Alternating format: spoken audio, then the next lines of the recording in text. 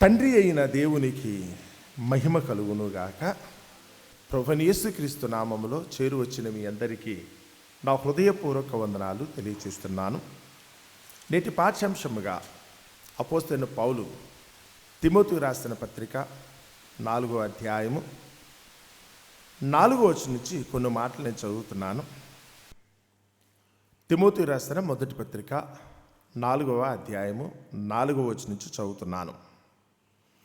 దేవుడు సృజించిన ప్రతి వస్తువు మంచిది, కృతజ్ఞతాస్తుతులు చెల్లించి పుచ్చుకొనిన ఎడల ఏదియూ నిషేధింపతగినది కాదు.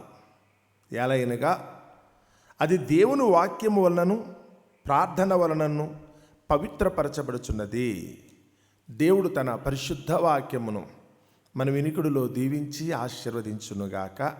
ఆమేన్. మరి చదవబడిన ఈ మాట పౌలు గారు తను ఏర్పరచుకున్న శిష్యుడు, కుమారుడని పిలుచుకున్నాడు. అలాంటి తిమోతిని ఉద్దేశించి వ్రాసిన పత్రిక. అంటే పెద్ద పాస్టర్ గారు చిన్న పాస్టర్ గారికి చెప్తున్న మాటలు. అంటే ఓ సంఘాన్ని స్థాపించి, ఎఫెసు అనే సంఘాన్ని స్థాపించి అందులో తిమోతిని అక్కడ పెట్టి పౌలు గారు మరో చోటకి వెళ్ళారు. తిమోతి దగ్గరికి వచ్చినప్పుడు సంఘంలో ఉన్న కొంతమంది అయితే కనుక ప్రశ్నలు అడుగుతున్నారు. ఇక్కడ కూర్చున్న మీలో కూడా చాలామందికి సంశయాలు ఉంటాయంట. అన్నీ తినొచ్చా తినకూడదా? చాలామంది ఈరోజైతే కనుక కొన్ని చోట్లకి వెళ్ళొచ్చా వెళ్ళకూడదా, కొంతమందితో మాట్లాడొచ్చా మాట్లాడకూడదా. దేవుడు చాలా చెప్పాడు, కానీ ఉపయోగపడేవి చేయవీరు. కానీ అక్కర్లేని విషయాల మీద మాత్రం చాలామంది మాత్రం పెద్దగా రాద్ధాంతం చేసేవాళ్ళు చాలామంది ఉన్నారు.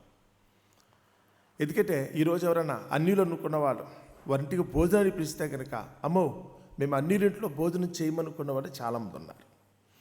వాళ్ళు ఏదైనా ఒకళ్ళు కనుక తమకున్న విశ్వాసాన్ని బట్టి దేవుని పక్షంగా ఏదన్నా ఒక ప్రసాదం లాంటిది పెడితే, ఏదైనా ఒక అరటి పండు లేదా మరొకటి ఇస్తే నో నో నో మేము తీసుకోమని చెప్పి నిర్ద్వందంగా దాన్ని తిరస్కరించే వాళ్ళు చాలామంది ఉన్నారు. వాళ్ళు భోజనం పెట్టినా, టిఫిన్ పెట్టినా, ఫ్రూట్ ఇచ్చినా, మరొకటి ఇచ్చినా తీసుకునే వాళ్ళు ఎవరో లేరు. ఎందుకంటే వద్దు, మాకొద్దు, అది దేవుని పేరు మీద మీ విగ్రహాలకు అర్పించారు, లేకపోతే మీ అన్ని దేవతలకు అర్పించారు కనుక మాకు వద్దని చెప్పేవాళ్ళు చాలామంది ఉన్నారు. సో ఈ ఎఫ్సి పట్టణంలో ఉన్న తిమోతి గారి దగ్గరికి వచ్చినప్పుడు కూడా ఆయనకి అదే అక్కడ అర్తిమీదేవి యొక్క దేవాలయం ఉన్నది. ఎంతోమంది అయితే కనుక అక్కడికి పెద్ద టూరిస్ట్ ప్లేస్, టూరిస్ట్ అనకూడదు, పిలిగ్రిమేజ్ ఒక విధంగా చెప్తే అది తీర్థ స్థలం. ఇప్పుడు తిరుపతి గురించి వచ్చినప్పుడు బెజవాడ కనకదుర్గమ్మ దగ్గరికి వస్తే ఉన్నాయి కదా, అలాగే నాగపట్నం మన వాళ్ళు కూడా ఉన్నారు కదా, మరియమాత తల్లి దగ్గరికి వెళ్తారు కదా, అక్కడ నాగపట్నం వెళ్ళేటప్పుడు అలాంటిది అనమాట. సో అది ప్రపంచానికి అయితే కనుక మంచి కేంద్రంగా ఉండేది. అది అర్తిమీదేవి యొక్క సంస్థానం అయితే కనుక అంత గొప్పగా ఉండేది.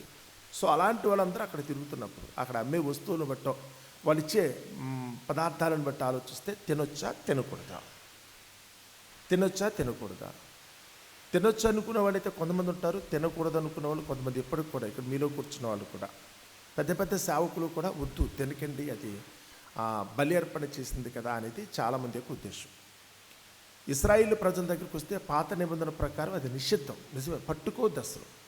మనుషుల దగ్గరికి వచ్చినప్పుడు కూడా కేవలం వాళ్ళు ఇచ్చే పదార్థమే కాదు, వాళ్ళతో సావాసం కూడా చేయొద్దు, వాళ్ళతో బియ్యమందద్దు, వాళ్ళతో అయితే కనుక వృత్తి వ్యాపారంలో పాలు పంపులు పొందటానికి వీలే మీకు లేదు. ద్వితీయోపదేశకాండం మనం చదువుతున్నప్పుడైతే కనుక అలాంటి వారితో, మోయాబీలతోనూ అమోరీలతోనూ వాళ్ళు ఐగుప్తీయులతోనూ ఇలాంటి వారితో మీరు సహవాసమే చేయొద్దు. ఇక సహవాసమే చేయొద్దు అనుకున్నప్పటికీ వాళ్ళు పెట్టే భోజనం దగ్గరికి మనకు అవకాశం కూడా ఉండదు. కానీ క్రొత్త నిబంధనకు వచ్చిన తర్వాత పౌలు గారి దగ్గరికి వచ్చినప్పుడు ఈ మాట తిమోతి అడుగుతున్నాడు, మరి ఏం చేయమంటావు? ఊరందరూ వాళ్ళే చుట్టాలు, ఎవరైతే కనుక మారు మనసు పొందారో మరి వాళ్ళ బంధువులందరూ కూడా ఇప్పటికి కూడా అయితే కనుక ఉండకూడని స్థితిలోనే ఉన్నారు. వాళ్ళు ఇప్పటికి కూడా అయితే కనుక అన్యమైన పద్ధతిలోనే బ్రతుకుతున్నారు కదా, దేవుని ఎరగిన వారు కదా. మరి అలాంటి వాళ్ళు బోధని పిలిస్తే వారింట్లో కనుక పెళ్ళి విందులు కనుక జరుగుతున్నప్పుడైతే వీళ్ళు వెళ్ళి తినాలా వద్దా? వాళ్ళు పెట్టింది వీళ్ళు తీసుకోవాలా వద్దా? ఇది ఆ రోజైతే కనుక వచ్చిన సమస్య. ఆ రోజైతే కనుక వచ్చిన సమస్య. తినొచ్చా తినకూడదా, తినొచ్చా తినకూడదా అన్నప్పుడు కొరింథీ రాసిన పత్రికలో పౌలు గారు జస్ట్ ఇది మూసేయకుండా నేను ఒకసారి ఆ మాటను చదివి నేను ఇక్కడికి వస్తాను. ఏమని అనుకున్నప్పుడైతే కనుక చూడండి, 1 కొరింథీ 8వ అధ్యాయము, 1 కొరింథీ 8వ అధ్యాయము 1వ వచనం నుంచి చదువుతున్నాను. విగ్రహములకు బలిగా అర్పించిన వాటి విషయము మనమందరము జ్ఞానము గలవారని ఎరుగుదాము. ఫస్ట్ మీరు మాత్రం ఒకటే గుర్తుపెట్టుకోండి, మీరు అవివేకులు కాదు, అజ్ఞానులు అంతకంటే కాదు. ప్రస్తుతం మనమందరము కూడా దేవుని గురించి అవగాహన కలిగి ఉన్నవారం. ఎంత అంటే కనుక జ్ఞానులతో సములైన వారు ఎవరు, జరగబో వాటి భావమును ముందుగా ఎరిగినవారు. జ్ఞానం అంటే కనుక భవిష్యత్తును గురించి కూడా తెలుసుకునేంత గొప్ప జ్ఞానం ఈరోజు దేవుడు మనందరికి కూడా ప్రాప్తింపచేశారు. సో మనమందరము కూడా జ్ఞానము కలవారం అనే సంగతి మీకు తెలుసు కదా. కాబట్టి మీరు చేయండి, జ్ఞానము ఉప్పొంగు చేయను కానీ ప్రేమ క్షేమాభివృద్ధి కలిగిస్తుంది. జ్ఞానం మంచిదే కాదనట్లేదు, కానీ దానిని బట్టి నేనేదో గొప్పోడిని అనుకుని చెప్పి ఎగిరెగిరి పట్టుకోడు, ఉప్పొంగ చేస్తుంది. లేనిపోతే తలపాట్లు కూడా అది. ప్రసంగ భక్తులు చెప్పేటప్పుడైతే కనుక అక్కడ అంటున్నాడు, విస్తారమైన జ్ఞానాభ్యాసం చేత విస్తారమైన దుఃఖము. అన్ని విషయాలు తెలియటం కూడా తప్పే. నువ్వు ప్రతి దాంట్లోకి వెళ్ళైతే కనుక ఇది ఎక్కడి నుంచి వచ్చింది, ఎవరు పెట్టారు, దీన్ని ఈ అడగండి.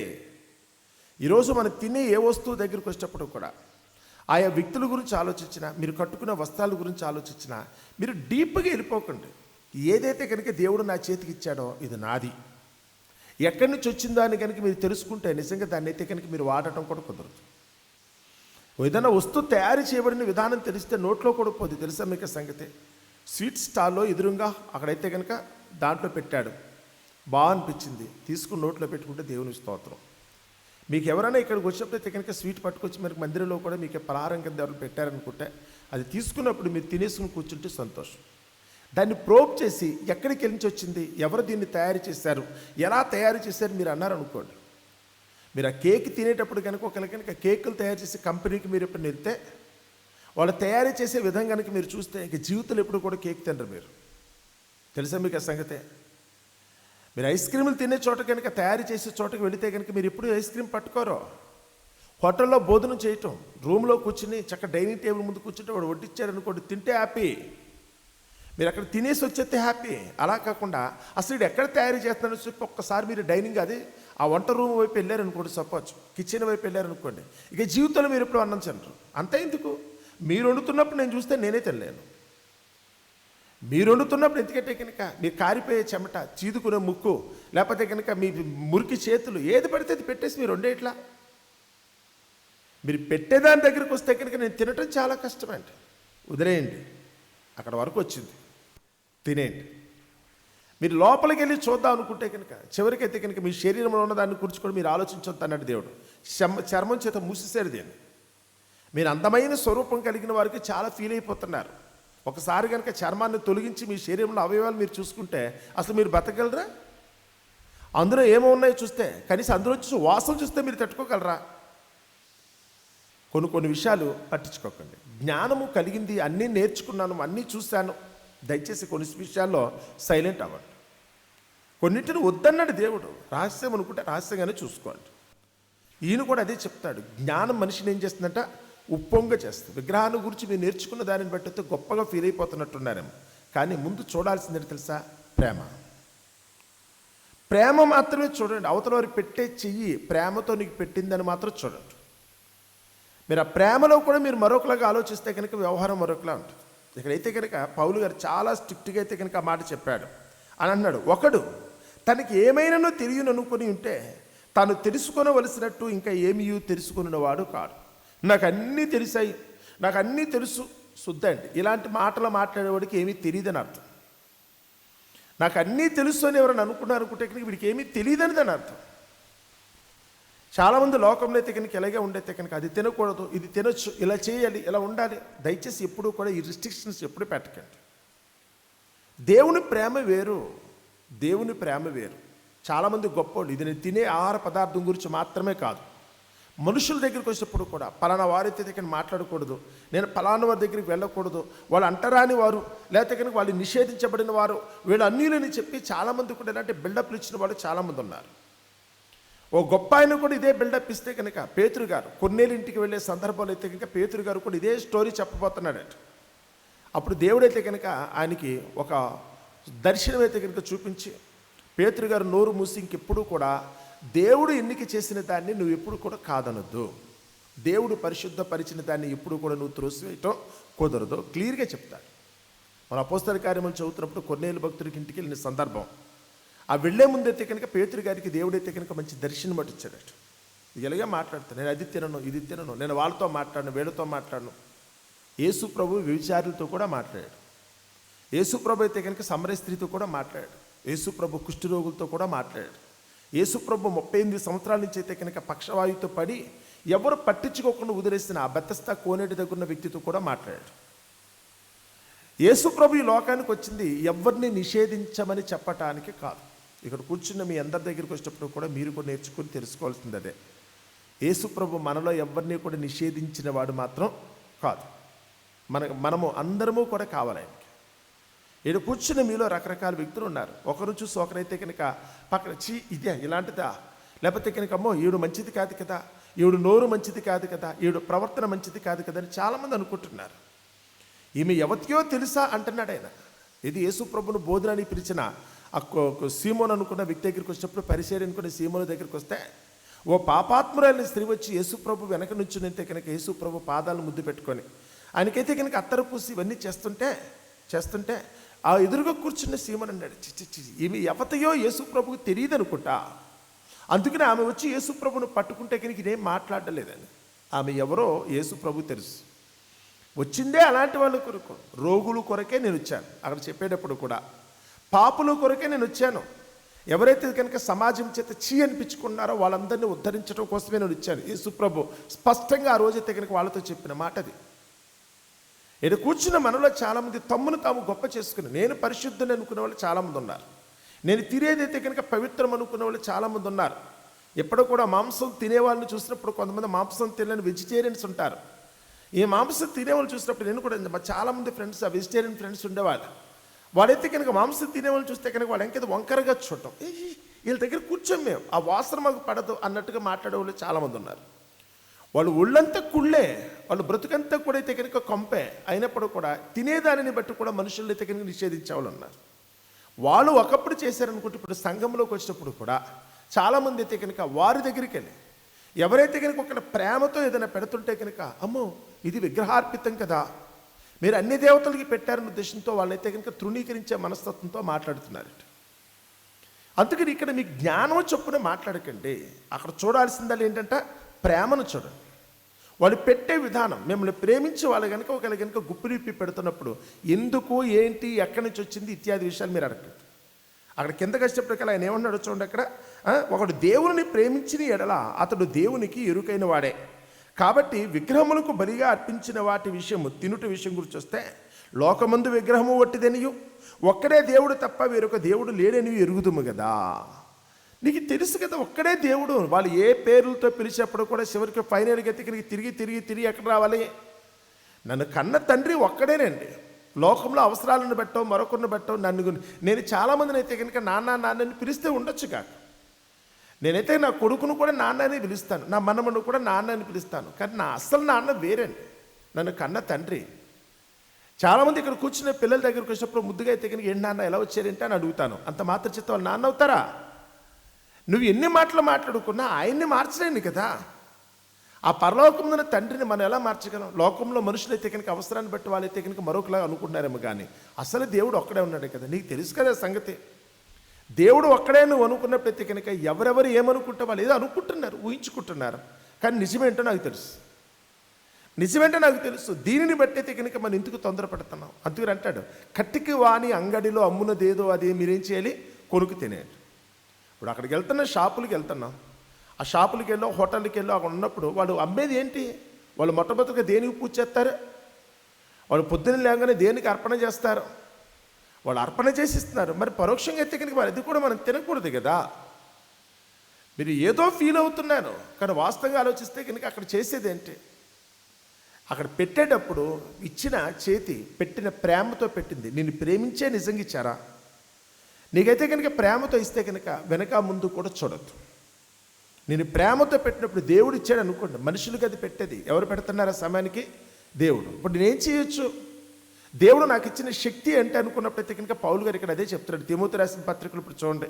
ఎవరన్నా నీకు గనుక ఏదైనా పెట్టారనుకున్నప్పుడు ఆ మాట ఏమన్నాడు అక్కడ? 4వ వచనం, 4వ అధ్యాయము 1 తిమోతి.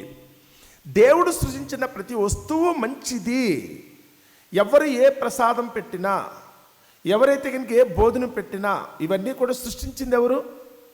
దీనికి అంతర్గత దెయ్యమేమో సృష్టించిందని ఎక్కడ రాయలేదు కదా. సాతాను సృష్టించింది ఈ ప్రపంచంలో ఏదైనా ఉంటుందా? దేవునికి తెలియకుండా ఈ సృష్టిలో ఏ ఒక్క వస్తువు కానీ మనిషి కానీ ఎవరైనా ఉంటారా? అందరూ కూడా దేవునికి సంబంధించిన వాళ్ళే కదా. దేవుడు చెప్పిందే జరిగింది కదా. మరి అన్నీ కూడా దేవుని సృష్టి అయితే దేవుని సృష్టిని తప్పు పడుతున్నాం ఏంటి మనం? అది ఎవరో ఇచ్చారని అనుకుంటున్నాం. ఎవరిస్తే నీకెందుకు? ఎవరిస్తే నీకెందుకు? అది దేవునిది. దేవుడు నాకు ఇచ్చాడన్న సంగతిని బట్టి నువ్వు ఆలోచించాలే తప్ప ఎవరో ఇచ్చారు కనుక వాళ్ళ చేతిలోంచి వచ్చింది కనుక అది అపవిత్రం అయిపోద్దా?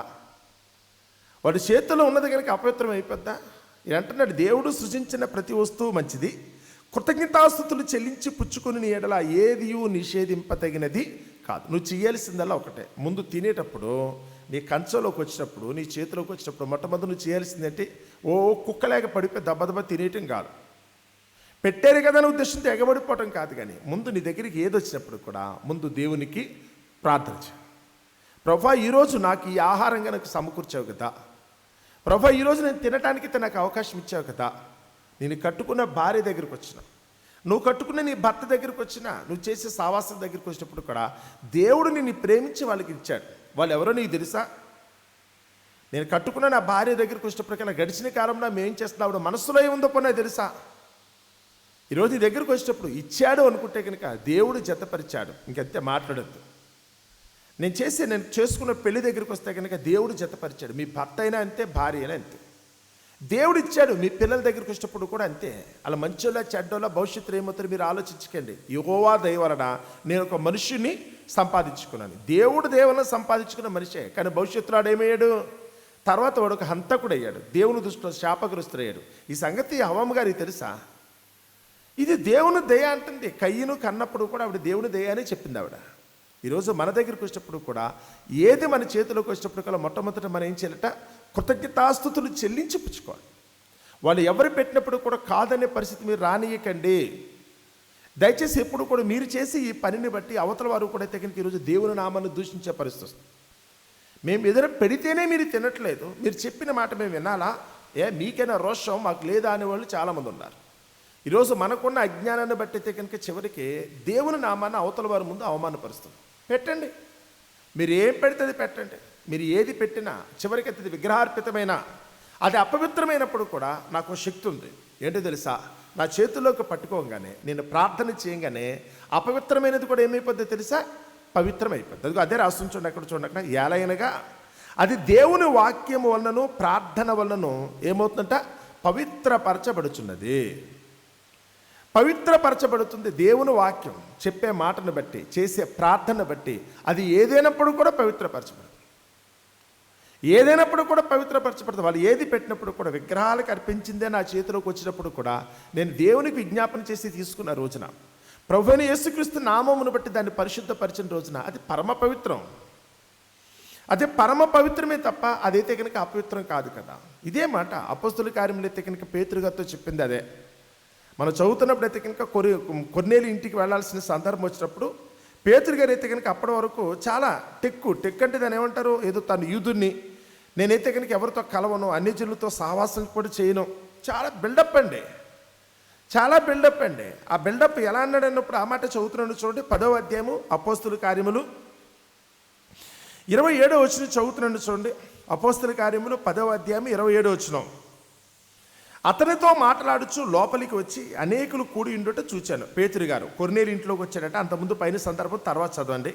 ఆ ఇంట్లోకి దగ్గరికి వచ్చి అందరూ కూర్చొని చూసిరట. అప్పుడు అతను అంటాడు, పేతురు గారు, అన్యజాతి వానితో సహవాసము చేయుటైనను అట్టి వానిని ముట్టుకొనుటైనను యూదునికి ధర్మము కాదని మీకు తెలియను.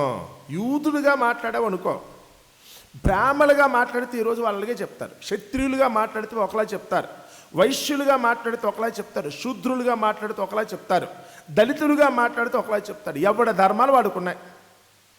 ఈరోజు లోకంలో అయితే కనుక నా కులాన్ని బట్టో నా వర్ణాన్ని బట్టో అనే ఉద్దేశంతో ఎవడి ధర్మాన్ని వాడు మెయింటైన్ చేస్తున్నాడు. అది పెద్ద గొప్పగా ఫీల్ అయిపోతున్నారు ఈరోజు.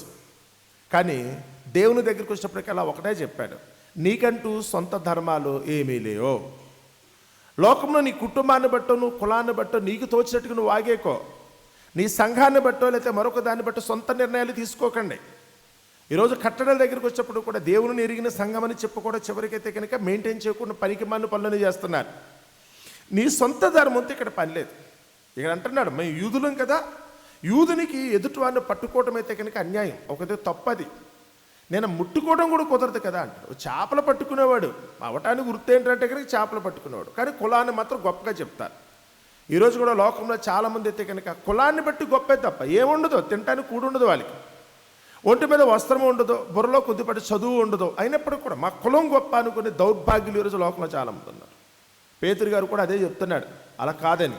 కానీ దేవుడు నాకేం చెప్పాడు, అయితే ఏ మనుషుడును నిషేధింపతగిన వాడైనను అపవిత్రుడైనను చెప్పకూడదని దేవుడు నాకు చూపించి ఉన్నాడు. ఎవ్వరూ నిషేధింపదగిన వారు కారు. అందరినీ దేవుడు ఒప్పుకున్నప్పుడు మధ్యలో నువ్వెవడివే? అందరూ కావాలని దేవుడు అనుకుంటున్నాడు. అలాగే తినే పదార్థాల దగ్గరికి వచ్చినప్పుడు కూడా అన్నీ కావాలని దేవుడు అంటున్నాడు.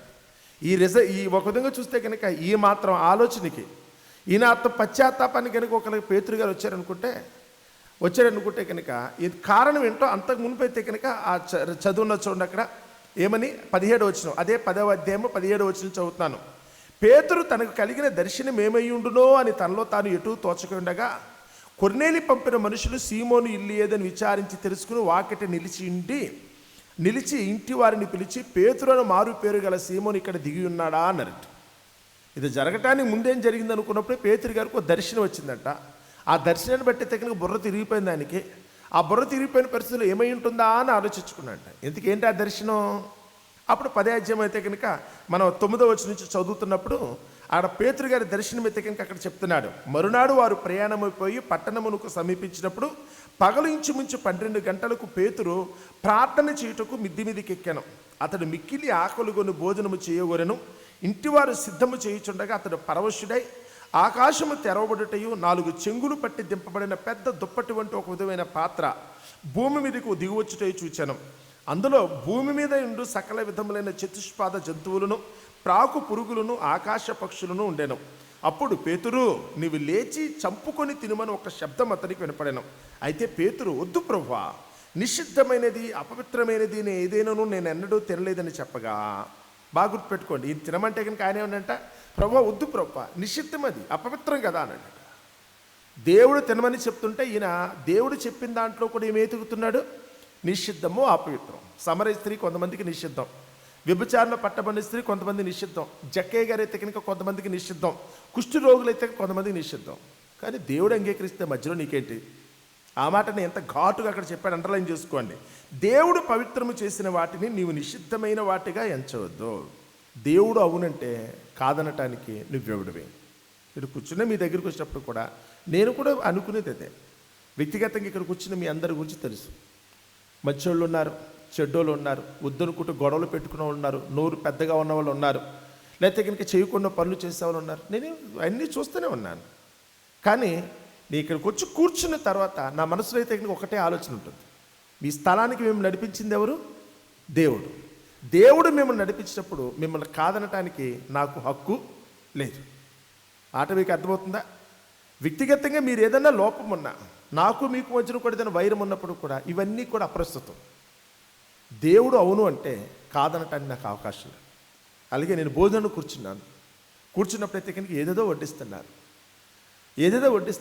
తినగలిగే శక్తి ఉంటే కనుక ఒకరు కొన్ని వస్తువులు ఆరోగ్యానికి మంచివి కాదు కదా, డాక్టర్ గారు ఇది చెప్తారయ్యా మీరు తినకండి ప్రాబ్లం వద్దని ఈ పక్కన పడేస్తే, మీరు ఏది పెట్టినప్పుడు కూడా దాన్ని అయితే కనుక వెనక ముందు చూడకుండా మనం ఏం చేయాలట? చిన్న ప్రార్థన చేసుకుని, ప్రభువా ఈరోజు నాకు సమకూర్చిన ఈ ఆహారాన్ని బట్టి నీకే స్తుతి స్తోత్రములు, కావలసిన శక్తిని బలాన్ని అనుగ్రహించండి. సమకూర్చిన వ్యక్తులకైతే కనుక మీ దీవెని అనుగ్రహించండి. ఎందుకంటే చాలామంది కష్టపడి కదా నాకు భోజనం పెడతారు. సమకూర్చిన వారికైతే కనుక మీ దీవెని అనుగ్రహించండి. మాకైతే కనుక కావాల్సిన చక్కటి ఆరోగ్యాన్ని, శక్తిని, బలాన్ని అనుగ్రహించండి. మీకు ఇచ్చినందుకు మీకే స్తుతులు స్తోత్రం అండి. దేవునికి కృతజ్ఞతలు చెల్లించి తీసుకోండి. ఈరోజు ఇది మర్చిపోయి పెట్టినప్పుడే ఇది వీళ్ళేదో పెద్ద మహాపరమ పవిత్రులు అయిపోయినట్టు, వీళ్ళతో యేసుప్రభులో అయితే కనుక డైరెక్ట్గా యేసుప్రభు వీళ్ళ నుంచున్నట్టుగా పనికి మాలిన మాటలు చెప్పి యేసుప్రభుని అయితే కనుక నలుగురు ఏం చేస్తున్నా తెలుసా? మిమ్మును బట్టే కదా నా నామం అన్ని జనుల మధ్యన దూషించబడుతుంది. కానీ ఇక్కడ దేవుడు చెప్తున్నమాట అది కాదు. నిజంగా నీ ప్రార్థన మీద కనుక నీ పవర్ ఉందని కనుక నీకు అనిపిస్తే, నేను ప్రార్థన చేస్తే కనుక దేవుడు ఏదైనా చేయగలని నమ్మినట్టయితే ఒకటే గుర్తుపెట్టుకోండి, దేవుడు పవిత్రపరిచినప్పుడు ఏదైనా పవిత్రమే. ఆయన అవును అన్నప్పుడు కాదంటే నువ్వు ఎవడివి? అందుకని తిమోతికి అయితే కనుక డౌట్ వచ్చిందంట. సంఘం అడుగుతుంటే కనుక పౌలు గారిని అడిగాడు. పౌలు గారు అయితే కనుక ఆన్సర్ చెప్తాడు. వాక్యం వలన ప్రార్థన వలన అదేమైపోతుంది తెలుసా? పవిత్రమైపోతుంది. అందుకనే కటికివాని అంగడిలో అమ్మున్నదేదో నువ్వు వెళ్ళి కొనే. అది ముస్లింలు అయితే కనుక వచ్చిన సాయిబు గారు అమ్మారా, లేకపోతే కనుక భవానీ భక్తులు అయితే కనుక దాన్ని అయితే కనుక చేసి ఇచ్చారు చికెన్, నువ్వు అడక్కో. వాళ్ళు ఏది చేసుకుంటే నీకు అనవసరం. నువ్వు డబ్బులెట్టు కొనుక్కున్నావు, కాముగా తీసుకొచ్చి ఇంట్లో వచ్చు. నువ్వు తినేటప్పుడైతే కనుక దేవునికి ప్రార్థన చేసుకో. నువ్వు యథార్థంగా చేస్తావు, నీ మనసులో ఏ కల్మషం లేదు కదా. వాళ్ళు ఏ దేవుడి పేరు మీదనో దేవత పేరు వాళ్ళు ఆరాధించవచ్చు కాక, కానీ ఆరాధన నీకు సంబంధించింది కాదు కదా. వస్తువులు ఏమీ రాదు కదా. విగ్రహం ఒట్టిదైతే కనుక ఈ ఇచ్చే ప్రసాదంలో మాత్రం శక్తి ఎక్కడ ఉంటుంది చెప్పండి. అందుకని దయచేసి ఎప్పుడు కూడా పనికి మాలిన ఆలోచనకు వెళ్ళకుండా, మీకు తెలిసిన ఏదంటారు కదా, అసంపూర్ణమైన జ్ఞానాన్ని బట్టి మీరైతే కనుక తెలిసి తెలియకుండా పనికి మాలిన మాటలు మాట్లాడకుండా విద్వత్తు కలిగిన వారిగా మాట్లాడు. దేవుని వాక్యాన్ని గురించి అయితే కనుక మీకు మంచి అవగాహన కలిగిన వారిగా మాట్లాడు.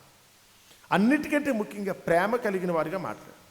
ఎదుటివాడు ఇచ్చిన దాన్ని వాళ్ళు ప్రేమతో ఇస్తే, మీరు కూడా ప్రేమతో కనుక స్వీకరిస్తే మీ బంధం బలపడుతుంది. తద్వారైతే కనుక దేవుని చిత్తాన్ని వాళ్ళకి తిరిగి నేర్పటానికి అవకాశం ఉంటుంది. మరి అట్టి స్థితి దేవుడు మనందరికీ అనుగ్రహించాలని, ఆ దేవుని కృపలో ఎప్పుడూ కూడా ఎవరూ నిషేధింపదగిన వారు కాదు, ఏ వస్తువు కూడా నిషేధింపదగినది కాదన్న సంగతులు గుర్తెరిగి, ప్రతిదీ కూడా దేవుడే సృజించాడు కనుక సృజించిన ఆ దేవునికే మహిమ కలుగుతుంది తప్ప లోకంలో మనుషులు కాదన్న సంగతులు గుర్తెరిగి ఎల్లప్పుడూ ఆ దేవుని యందు భయభక్తులు కలిగి జీవించడానికి, ఆయన కృపను బట్టి, సమయాన్ని బట్టి, సందర్భాన్ని బట్టి దేవుని నామానికి మహిమార్థంగా మీరందరూ కూడా మంచి సాక్షార్థంగా ఉండటానికి ప్రయత్నించవలసిందిగా మిమ్మల్ని అందరినీ మనసారా కోరుకుంటూ నా మాటలు ముగిస్తున్నాను. అట్టి కృప దేవుడు మనందరికీ దయచేయునుగాక.